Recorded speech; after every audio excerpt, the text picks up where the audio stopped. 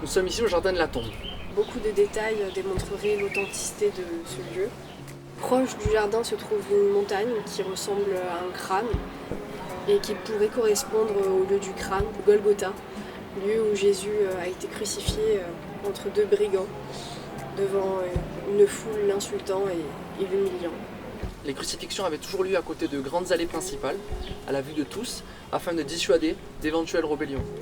Cette route constituait un carrefour de grandes voies qui menaient à Damas et à Jéricho, donc les grandes villes à l'époque. Portant lui-même sa croix, Jésus fut porté hors de la ville. À l'endroit où Jésus avait été crucifié, il y avait un jardin abritant un tombeau neuf. Personne n'y avait encore été mis. Ce lieu se trouve effectivement en dehors des murs de la vieille ville. Et suite à de nombreuses analyses chimiques, les scientifiques s'accordent et démontrent qu'aucune décomposition de corps n'a eu lieu dans ce tombeau, dans cette tombe. D'après la Bible, cette dernière appartenait à Joseph d'Arimathée, un homme riche. Son pressoir ravin le démontrerait, ou même encore la présence d'une grande citerne, l'une des plus grandes de Jérusalem. Cet homme reçut l'autorisation d'ensevelir son corps le jour du Shabbat. Plusieurs détails bibliques viendraient vérifier cette tombe comme celle du Christ. Elle n'était pas une cave naturelle, mais taillée dans le roc. Le tombeau fut fermé par une grande roche que l'on roula à l'entrée, par la rigole à l'extérieur. Il y avait de la place pour permettre à plusieurs personnes de se tenir debout. Le lieu d'ensevelissement se trouve à droite du tombeau et était visible de l'extérieur.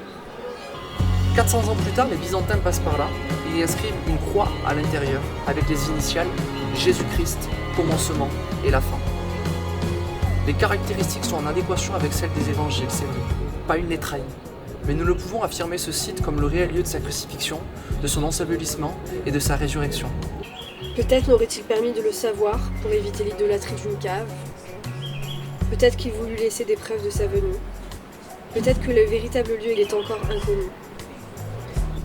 D'autres théories existent comme le Saint-Sépulcre d'ailleurs. Mais le plus important n'est pas là. L'essentiel n'est pas le lieu, mais la signification de cet acte. Ce qui est extraordinaire n'est en rien ce tombeau. Ce qui est merveilleux, c'est qu'il soit vide. Bien que nous pouvons discuter du lieu, il est certain que Jésus exista et fut crucifié. Les chercheurs, croyants ou athées, l'ont déjà démontré. Jésus dit « Celui qui relève de la mort, c'est moi. La vie, c'est moi. Celui qui croit en moi aura la vie même s'il meurt. Et tous ceux qui vivent et qui croient en moi ne mourront jamais. » Est-ce que tu crois cela ?